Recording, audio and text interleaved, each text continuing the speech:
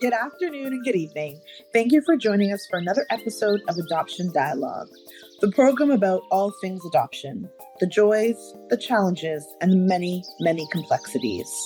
My name is Judith Alexis Craig, and I'm one of your co-hosts.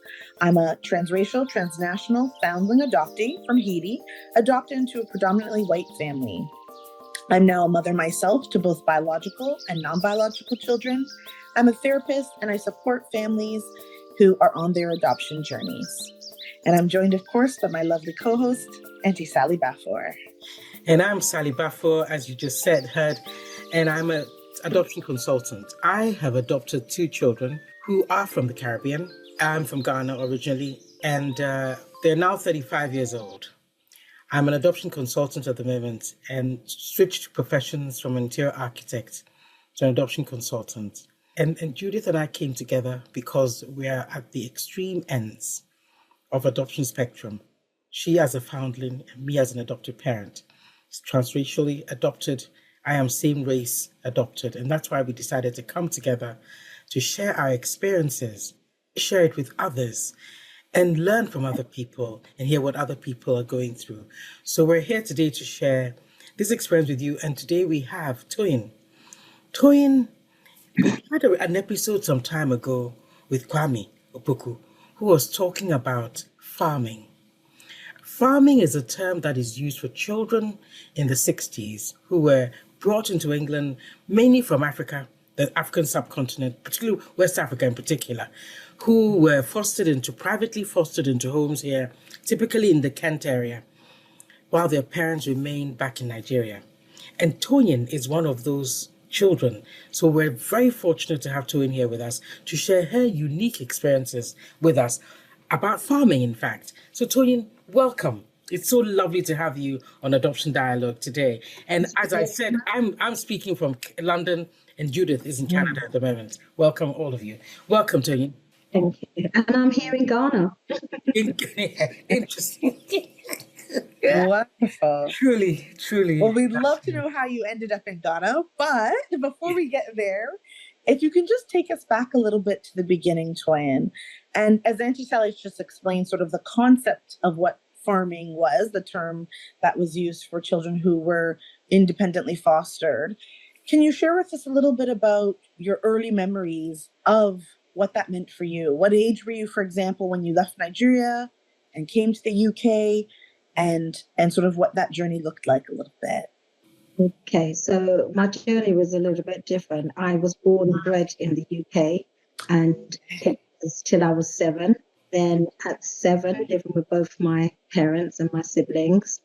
At 7, we went to Nigeria for the first time to live and was there for 2 years. The foster parent situation came when I came back to England. There were a few coups in Nigeria, and it was a bit dangerous for us to stay there. So my parents wanted us to come back to safety. But my mum was also going to be studying, so she didn't have time to look after us. So we went to a foster family in Essex. So my younger sister had already been there. She was 6 weeks old when she went to that particular foster home with my other sister. And there's a 3-year difference between them. The question I need to go back, you mentioned you were born here, went back and came back at 7. We didn't hear that at the beginning. Just repeat that bit so that we can hear it. And then see how many children there were. We'll ask. So my sister, my older sister, my brother and I were in England.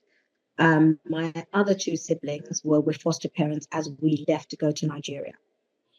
So my mum had 5 children at that point, and 2 were in foster care already, and 3 of us went to live in Nigeria. And in Nigeria, we were with relatives, etc. And then we came back. There were a few coups in Nigeria, so then we came back, and it was like a swap. So one of my sisters went to Nigeria, and 2 sisters came to the foster home. So instead of there being 2 siblings at the foster home, there was now 3. But we were older, so we were very different. And I was 9 by then. There was 11. And the good thing was my brother then is younger than me. So my sister is 18 months older than me, and I'm 18 months older than my brother. and I'm just coming up to 59 in December, 28th of December, on our Oh, birthday. Oh, So I'll be amazing. 60 next Same year, birthday as me. 2026. Yeah. So my sister turned 60 this year. oh wow. Wow. Toyin, I know why You, you're boasting Yeah, about. I know why you're yeah. boasting about your age, because you look so young. That's yes. why. Exactly. That's right. And why shouldn't you? But seriously, but Toyin, Yes, the what I'm intrigued. yes. It's Yeah, of called course. African living. It's called Indeed, African indeed. living. Absolutely. Love Oh yes, being in Ghana does a lot for your skin and your looks, doesn't it? You have to tell us how you ended up in Ghana. But before we get there, while you were in England, this would have been primary school age. So were you all in the same primary school at that time? Well, I was in primary school, but my sisters were in infant school, and my older sister was in secondary school. So when she came back, she went straight to secondary school, straight into the big boys and girls. And Mm, it was the numbers. It was such a big school, and it was such a change. But myself, I went into junior school. I went into the third grade of the junior school, and it was a smaller school, etc. mm, But I was the only black girl in that school. wow. And then my sisters were in the infant school, which was next door, but they were at least together, but they were quite young. And then my sister, who had gone to that school, had then left Mm. to go to Nigeria. So the three of us was one in infant school, one in junior school, and one in senior school. So all in schools very literally next door to each other, but they were all different schools. But in all the schools, were you the only black children in each of those three schools? Um, my sister in infant school wasn't. There was another black girl in her school. My older sister was in a school that was much bigger, so there was quite a few other black children there. But I was the only one who was the only black girl, the junior school, Mm, and that was 4 classes, so 4 streams of wow. class 1 to 4. I was the only black girl. There weren't even black boys. I was the only black. Person. Wow. What did that feel like for you? How did you connect to self as a young Black girl, especially at that age, 9, 10, 11, coming up into puberty, preteens? How did you cope? How did you manage? It was traumatic, actually, because I was the only black girl in this whole school and I kept getting into fights. And the headmaster recognized that I was quite good at my work and, I wasn't a bad child. I just needed some help. So he brought me into his room and asked me how I was fitting into the school. And I told him the horror stories, that in every class I was the only black person. And I'd come from a system in Nigeria whereby you are aiming to be top of class, you are aiming to be the teacher's pet, but that was a different culture to what I came to. What I came to was you just turn up and education happens. So I was teased for trying to be teacher's pet. I was teased for always putting my hand up. I was teased for knowing more than they did because I'd literally done the curriculum. By the time I got to the fourth year, they caught up with me because I was already there. By the third, I already in Nigeria. And so that the work was very easy for me. And my headmaster was brilliant. He just said to me that he felt that something needed to change because he wanted my school experience to be a good one. So he took me around the school and asked me who was bullying me and who was not being nice to me. And then he did a whole assembly about it, explaining that I'd come from another country and why did these guys who all had their whiteness to protect Wow. them and to feel that they were connected, why did they feel that they had to make it really horrible for me? I mean, I've heard names that I've never heard before because I'd taken time out of London. So now I was dealing with nigger and coon and Mm. blackie and gollywog, all that stuff. And when I Oh, was at school in infant school, I was in London with lots of other black children. But right. coming to Essex, there were black children. So I was lucky to have that headmaster who, after the assembly, then said to the children that they shouldn't be mean to me and they should actually try and include me in things and be nicer to me, and that they're given a really bad example of their culture and the way that they live by being so mean. Mm. And I got a few bodyguards. I got a bit scared because I thought people were going to come and beat me up. But I found a few new friends. I was very good at sport, so I just immersed myself in sport and just stopped taking any notice of them, really. Wow. Let us know whether it was a comprehensive school or private school. That's number one. It was an ordinary junior school in Essex, Northlands Junior School, and I was there for 2 years. So was your headmaster who really stood the gap for you, as I refer to it, when you didn't have all the words or the know-how yourself, especially as such a young child? Sounds like he was able to say, aha. He was a man. Yeah. Yeah. He was a man. The female teachers weren't help at all. In fact, they just left me to it. It's just horrific. Horrific that you or any child should have to experience. You know, we spend so much time in Really. school. And it wasn't until I got to sporty bit when I felt, well, the sports, yeah. And because I was good at sports, they liked me for how I did to make the school look good. So that's when I started getting some attention from the female teachers.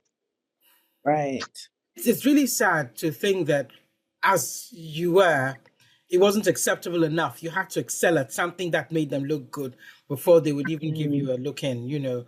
But I have to commend that headmaster at that time, because this would have been in the 60s, wouldn't it? Was this was in the 60s? No, 70s. 70s. Oh, sorry. I apologize. It was the 70s. It would have taken the courage that would have taken that headmaster to stick his neck out in the way that he did. It's his school, so he sets the standard. So See that as he just could see that I was. Yeah, it's excellent. His name was Mr. Inman, and he was just, and I remember I can even see his face today. He was just lovely. He really helped shape me, stop getting into fights, and to start just living my life, just doing what I wanted, and stop reacting to people. Get on with getting my education and doing well. Yeah. So, I mean, Toyin, did you come out with a best friend from that school at all? Did you come out with any close friends at the end of your time in that school at all? Well, it was a close community. So these people were people who I socialized with in where I lived as well. They just didn't want to socialize. And then they did want to socialize with me because I was lovely. So in the end, they just had to be nice to me. I stopped fighting so I could actually be myself. And people just like me, and I've always been a people person. So I knew I'd find a way out of it, but at that time I didn't know how. And I'd go home and tell my siblings. They'd tell me the sort of day that they had. And then, as you said, we're teenagers. So my sister and I had lots of issues just with ourselves. So that didn't help at home as well. And then our hair and stuff. My foster mum didn't do our hair. So I had very short hair. I got teased because of my short hair. Boots just came out, and everyone thought that I was a slave. And why don't I go back home? And it was a really unfortunate time that movie came out. And my sister's name's Kemi, and they kept calling her Kizzy. She's like, no, my name's Kemi. Yeah, we're going to call you Kizzy, and stuff like that. So she had it really hard. And then by the time I came to the school, she'd had 2 years of all of that. And yeah, it was rough for her because she was older and she could make sense of things more than I could. Yeah. Toyin, while all of this was going on, was there any time at all that you were able to tell your parents what you were going through? Do you remember that at all at any point? Not really, because I think he just got on with it. I was just happy to hear from my dad especially, and I didn't want to ruin good times or talking about stuff like that. So it was about when could we live with them? When could we be with them? You know, and my dad's a Muslim, so every time I met him, it was either a new sibling or a new wife. So it wasn't ever going to be that I was going to live back with my mum and dad, because that's just not how it was. But when we eventually started to go back to Nigeria on holidays and stuff, my mum and dad were living in the same house, but my dad had another wife. It's that very community style living. It was very different again to what I had in England. I came back to a council house with a bedroom with my sister. When I went to Nigeria, I had a massive house and my own room, and my mum was there. But I knew I didn't want to stay in Nigeria at that time because it was just very volatile. It was, we might not get back again, and I knew I didn't want to stay there. And my accent had changed, and now we were the English ones. And so I didn't really fit into Nigeria either. So it was like, okay, I'll come on holiday then. I don't have to fit in forever. Yeah. But my dad kept threatening to send us to boarding school in the north. And I think we went to one to have a look at it. And I purposefully failed all the exams so I was into school. That sounds a bit familiar to me. Yeah, that headmistress was a white headmistress, and she was very mean. And she'd say to me, how come you finished the exam? Did you finish? You can book because you finished. So she was like, "You're very rude." I said, "No, you asked me a question, and I'm answering your question." And she's like, "African children don't talk like that." So she's like, "I don't think the school's right for you." I'm like, "No." Oh, wow. My dad wasn't happy because I think we did, and that was in Kano, and I was so glad. And then we ended up going to a private school in Seaford in Sussex. Oh, so you were brought back to England. You were brought back to England and put into private school. No, I've always been in England. I was going back and forth on a holiday. Oh, so you were actually doing the boarding school in Kano and coming to England on holiday. Is that right? No. I was always in England. I was coming to Nigeria on holiday. My dad tried to get us to go to boarding school in Nigeria, but it didn't work. So then he put us in boarding school in England. Okay. So at about 15, I went to boarding school. So I left senior school to go to boarding school. But I had got a best friend once I came up to senior school, and she was another black girl in my class, and I wasn't happy that she was in my class. I'd got used to all the attention, being the only black girl. Suddenly there was another black girl in my class. And I came up from the junior school with a lot of my friends, and she came from her school all on her own. And I was really upset with myself because I didn't have any empathy for her at all. I just was selfish. In that 2 years, I'd got cocky and what have you. And I didn't know I was doing that behavior. And when she challenged me, she sort of said, "Why are you so horrible to me? We're the only black girls in the class, and I really like you. Give me a chance to be your friend." I'm like, "No, I don't." Wow. And then we had a little bit of a scuffle. And then she sort of said, "This is silly. I don't want to fight with you. I want to be your friend." So she said that. That's very mature for a young girl at that age. Yeah, but she came from a stable home with a family and her siblings and a culture. So she wasn't fostered. She knew who she was, and her mum was from Barbados, and she always knew her mum was from Barbados.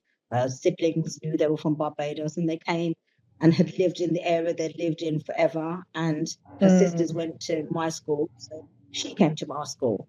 But she left all of her friends behind.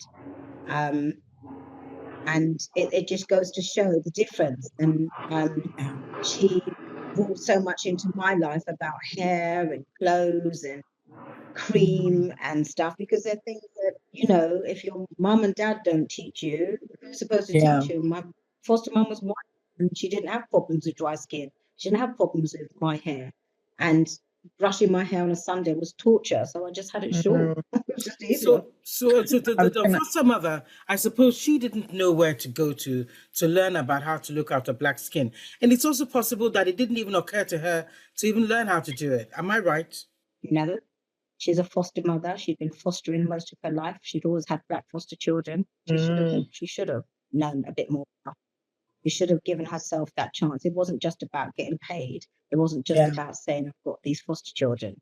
There was nothing about trying to help us to be ourselves. Wow. It was about how to, fit into their life. And we want them. So it was more about you fitting into their life, and rather than her bending to try to get you to. Right. That's difficult. It was just ignorance, because they're working class and we were middle class. And it was just ignorance. And I knew I was middle class, and I knew that I could have things differently.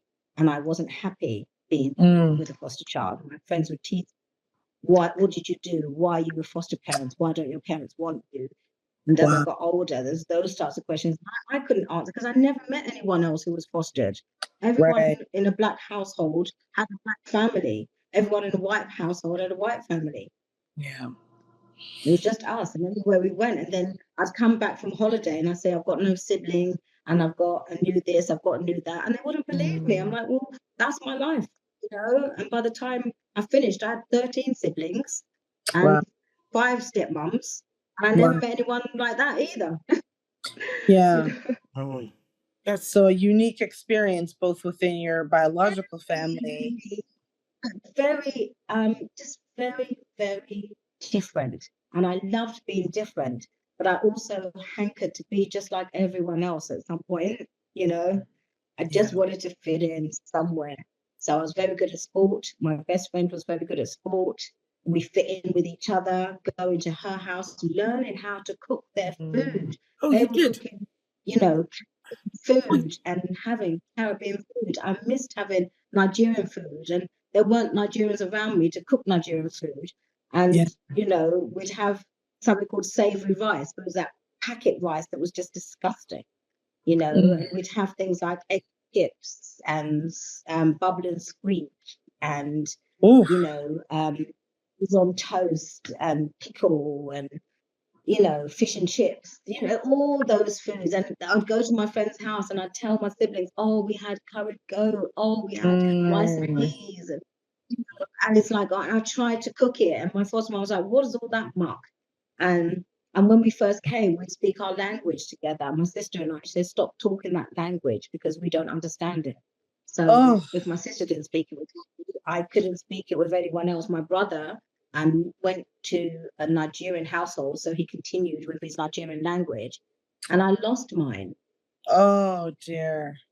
So another loss that happened. Were you ever Another, able in life to reclaim? um, with this accent, it just doesn't work, and it was too Mm, late for me. I understand it. right. I don't think I'll ever get the accent or anything. And my cousins would tease me, and I don't want to be Yeah. teased. So it's just like, well, I just won't speak it then. I can Just won't understand do what you're it. saying, but Yeah. I just won't do it. Don't get me wrong, to foster children, you have to have the care gene. So my foster mom was caring. I just didn't want to Mm, be with them. I just didn't want yeah. to be with my family. And to be honest, the summer holidays, I just disappeared to my friend's house for the whole summer. You know what I mean? Because I just wanted to be immersed in a black household, Yeah. and all the things that they went through, all the things that they did, the programs they watched, the way they were with each other. I kept trying to bring that back into my home, and it just Yeah. didn't work. We didn't have any traditions, we didn't have any culture, we didn't have anything to keep Mm, us together. And I wanted to do those African things, and my siblings wanted to do the things that they were becoming more concerned with in their world. mhm. Um, and I just felt very alone. The best place I felt was with my friend, not with my family. Yeah. So that means that in the foster home, there was actually nothing, even though the siblings were there was nothing actually encouraging unification, nothing unifying you as the sibling, the little black siblings, because of the system, the way that whole structure of that family is. Yes? Well, no. My sister, the youngest, was 6 weeks old when she went to that house, Okay. and she Mm, stayed there. She was 9. My wow. other sister was older and could understand things, and she wanted to just immerse herself in her new life. I Right. wanted to hold on to some of my old life. I had nothing to hold on to it with, and trying Mm, to, because my sister who'd been with them since she was 6 weeks was very spoiled by them and very well loved by them, and she got a lot of attention that we didn't get, and I right. think I needed nurturing, and it seemed that Yes. I was too old to need nurturing, needed caring for, Yeah. not expected to know everything and do everything and always be good. I rebelled a bit. My older sister rebelled a lot, and I was in her shadow of her rebellion. And I Mm, just kept thinking, when she had really bad periods, I'm like, oh my God, that's going to happen to me. And the complete opposite happened to me. And I wasn't her character of person, and I didn't want to do the things that she wanted to do. And I mm, had my friends, and we did things differently. And she was 18 months older than me, but that could have been a whole ocean, because we just right. wanted different things and did different things. And everything was just so different. It was just quite heady. And I just thought, you know what, I'm just going to be myself. I'm going to concentrate on my sport. I'm going to enjoy being with my friends. I'm not going to Mm, try so hard to be anything that I'm not. So Toyin, once that period was over. When did that period end? Did it end when you went to high school? So no, my dad then felt that we needed to get a decent education because we were in an ordinary comprehensive school, and I'd got to class 4 and I'd started my O levels. So you have to have 2 years for your O levels. So when he took me out of school, I had to repeat class 4 again and be with Oh, younger people, so I could do 2 years of O levels. So I did 2 years of O levels, and by the time I finished those O levels, we were in boarding schools, so we didn't need to live anywhere apart from boarding schools. In the holidays, I thought that we were going to go back to Essex, but we either stayed at school or went to the homes of our friends at this boarding school. And then there was another issue in Nigeria where my dad became a political prisoner. The money stopped coming in, school fees weren't paid. I had to leave school, come back to Essex. Our foster mum saved us really because she let us come back. And then we stayed with her for maybe a couple of years. I had to resit my O levels. Didn't have enough O levels to do A levels. So I then had to do more O levels. Then before I could do O levels, so I was just getting further and further behind with education. But I was smart, so I could do the work. I just needed to have the headspace to pass the exams and be in a good environment to pass the exams. yeah. Stability. Then You my needed the foster mum stability. died. Yeah. Yes, but her husband was partially blind, and they realized that he couldn't look after us. So Oh, I dear. was 16, nearly 17 at that stage.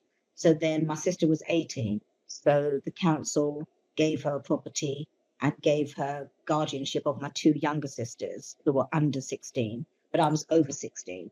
So she didn't have to do anything with me. And she was literally, they're not going to pay me for you. So what do we do? I'm like, well, I'll pay for myself. At 17, I was thinking, oh my God, I've got to still go to college. I've got to go to university. I've got to get qualifications. I can't think about work.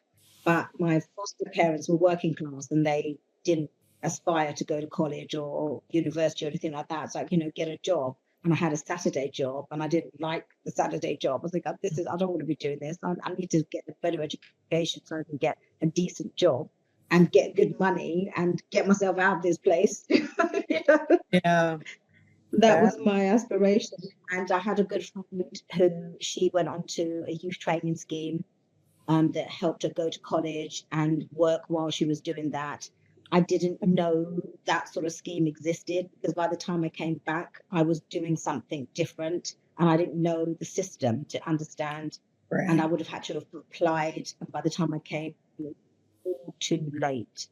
So I then had to quickly reset exams, resat them, got enough to do A levels, but by then it was too late for the semester. So then I had to continue doing the course I was on. Then I did a business, a BTEC National Diploma for Business.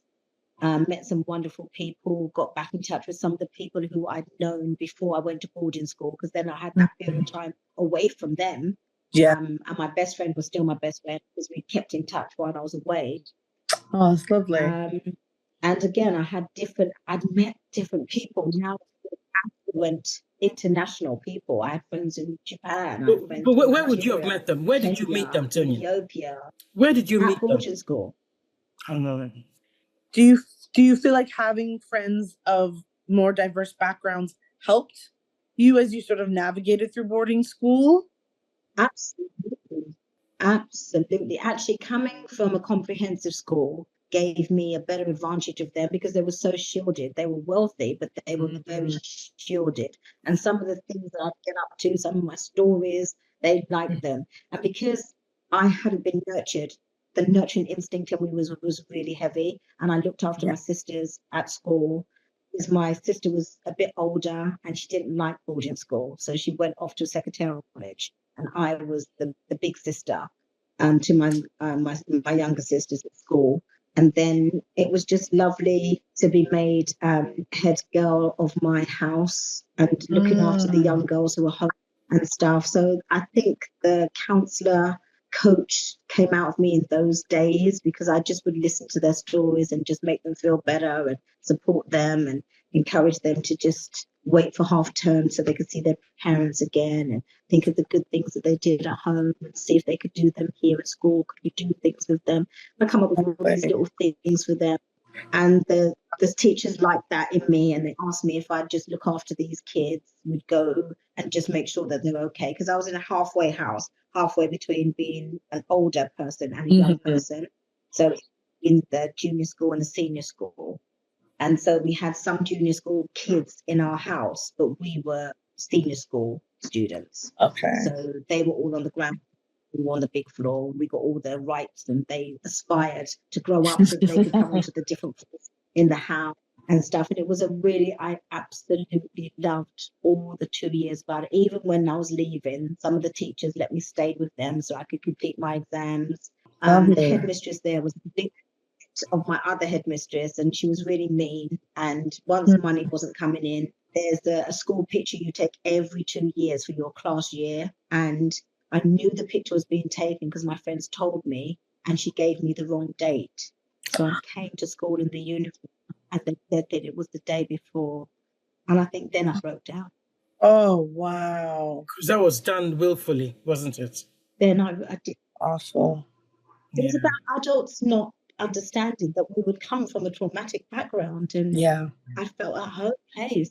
It felt like it was just about the money, which it was. But I was a very senior, well-respected part of their school, and I got nothing for it. My friend gave me her picture, and that's why I have a school picture, but I'm just not in it.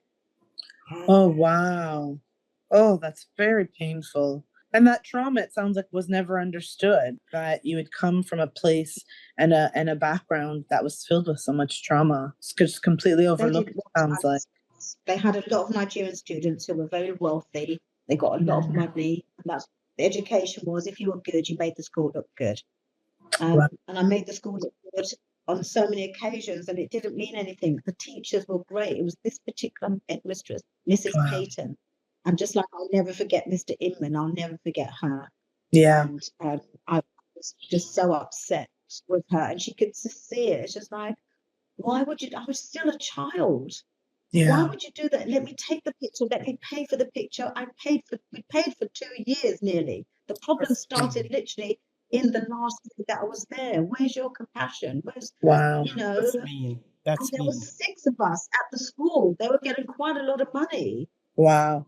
It must have been very traumatic. I mean, listening to your story, Toyin, it sounds to me like it was a very traumatic experience all around for you because, of course, the nurturing was not there. You're living in a home with a foster carer who's working class, and all they can aspire to is just get a job, whatever job you can find. You want to go on to university. They can't care for your skin.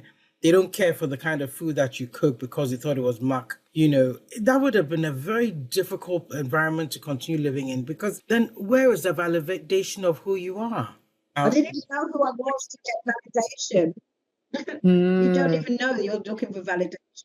No, to have it. You just know you don't. You didn't know yourself. You didn't know yourself. But Toyin, for you to be where you are right now, I know we're going to jump to that, but what do you think in yourself gave you the strength to be able to go through all of that and come out at the other end on your feet? Because that's really, really devastating, isn't it? What you went through. What do you think? Do you have any idea at all? I mean, you may not, but it'd be interesting to know if you've thought about it and have any idea about what it is that may have given you the resilience to be able to come through all of this. I think when I discovered counselling, I really went back to check this. And what I found was I have this spirit about me and I wrote about it.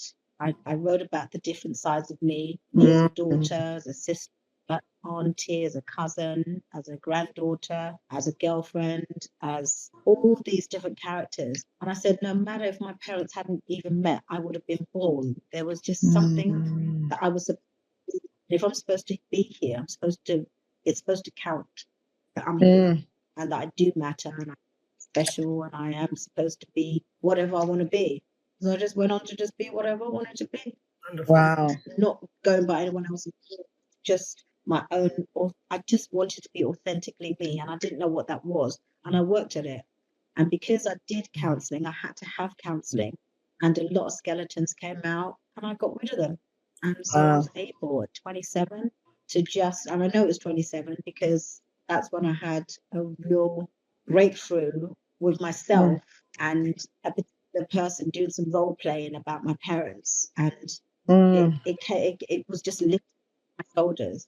And I said to my siblings, I got to do it then, so it's out. So when my parents died, I'd already forgiven them. I'd already spent time with them. I had rules about how they could be, but I had a way of dealing with them that meant that I could interact with them and have them around me. My other siblings didn't feel the same way and rejected them almost. But I wouldn't be here without them. Didn't feel the nurture from them. My dad tried the best. I was his favorite, so that was difficult. But he gave me his sister, who's my favorite aunt, who has been a big light, shining light in my life, and always has been and always will be. And she did nurture me and guide me. Beautiful. But it was so little and at holidays and stuff, so that now she came to Ghana to see me, and it was just so beautiful. She's like 88 years old now. Wow. She's like my little best friend. She's my older best friend.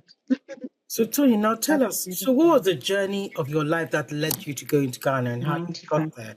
What happened? So after university, what did you do? After counseling, what happened then to lead you to Ghana? After all of this stuff, like you said, I was always looking for ways to get back to Africa or connect with Africa. And I found this amazing group called Afford, the African Foundation for Development. And there were these young, dynamic graduates who were reconnecting with Africa and doing brilliant things. And at the time I met them, they started doing trade missions to Ghana with an organization that said that Africans don't volunteer to go back to Africa or go back and do anything in their country. So there's this organization called VS Voluntary Services Overseas, and they partnered with Afford, and I went on 7 of these trade missions. Amazing. And that got me coming back myself as an adult to Nigeria, to Ghana, that I used to come to as a child.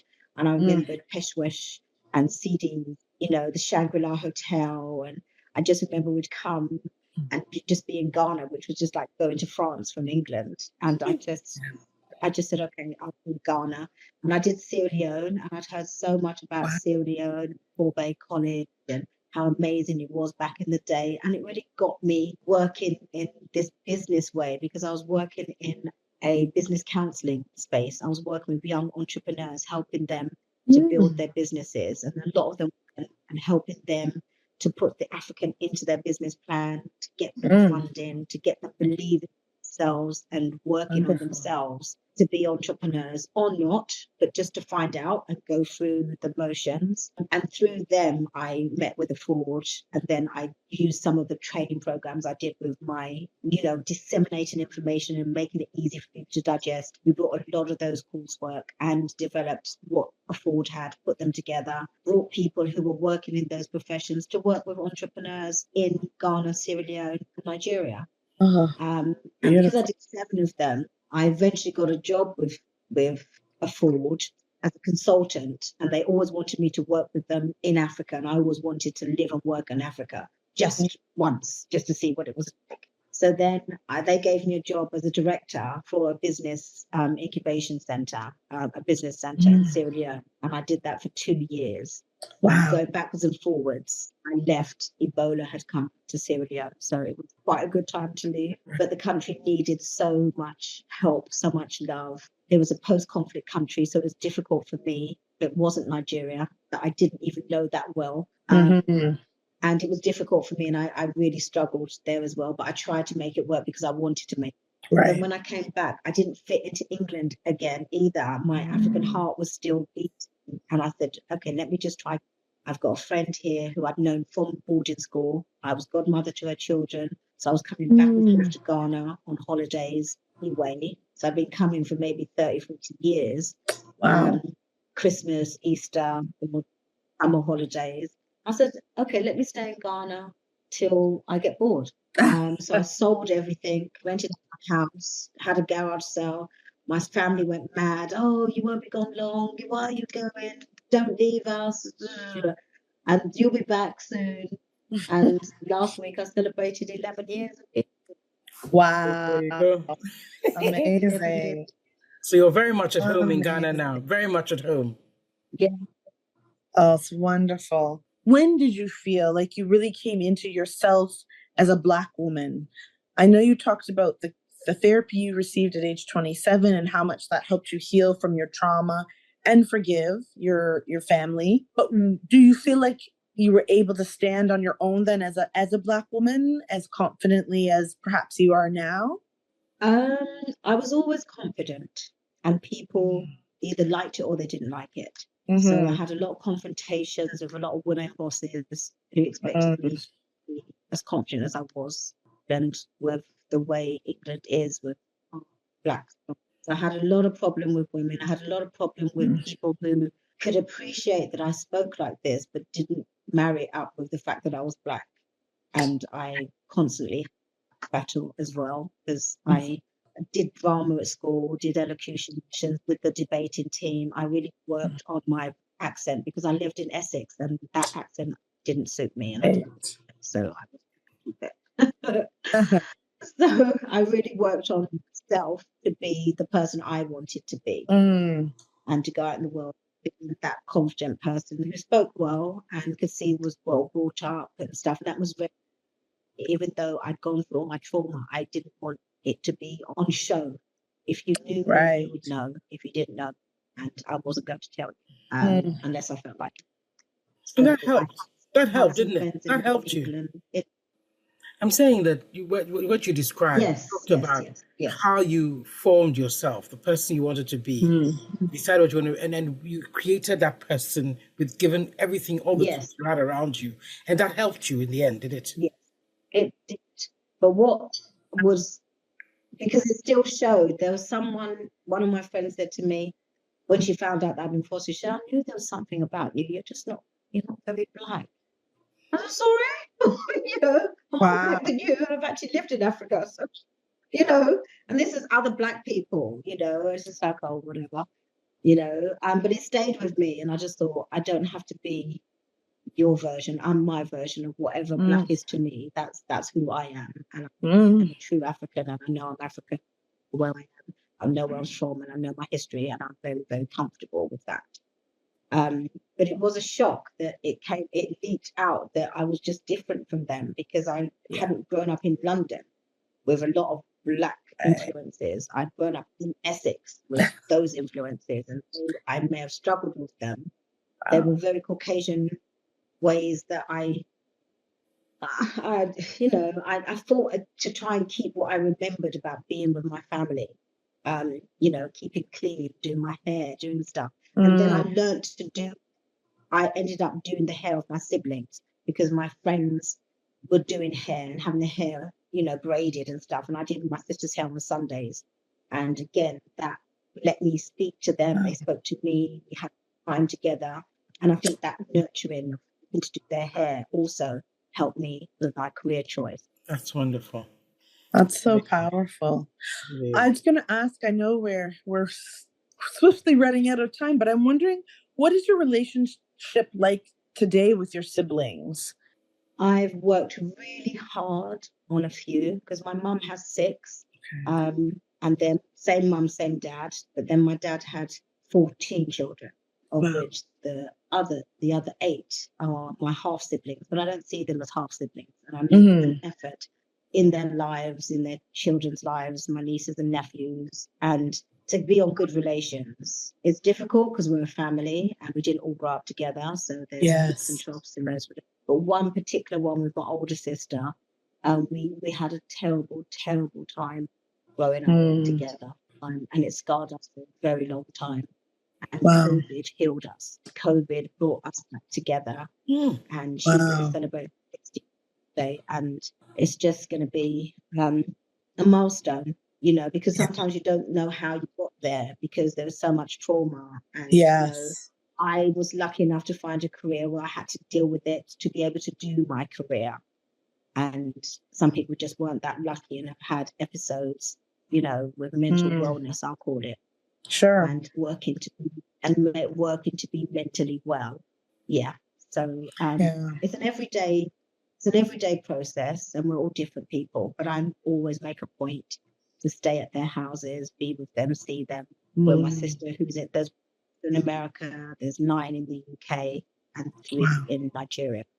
To make a point of being around and bringing everyone together and trying to do pictures together. And, Yes. you know, keeping up communication. COVID was great because we all 14 of us were on a phone call at least once.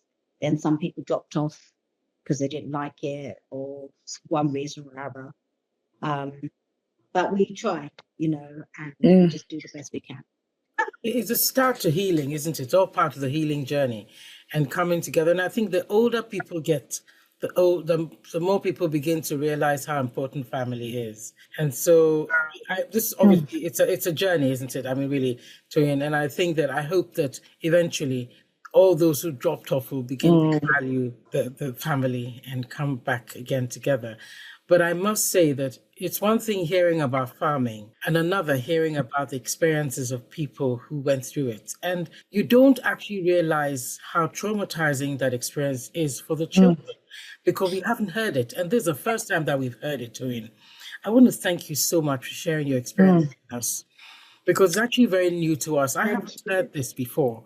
And I'm very grateful for hearing this because it also helps us to have a better understanding of some of the other Black people around us, you know. And you saying somebody said you're not Black enough. Well, actually, the range of Blackness is so vast that I don't know that there is any qualification for Blackness, actually, that is very specific and very definitive. It's a spectrum as far as I'm concerned. So I really am grateful for your sharing your experience with us, the courage of doing it. And I honor you for everything you've gone through and for where you are today. Thank you for all that you're doing for young entrepreneurs in your business.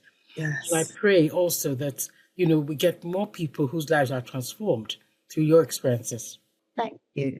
Thank you. It's been very enlightening and taken me to places I didn't think I still would go to.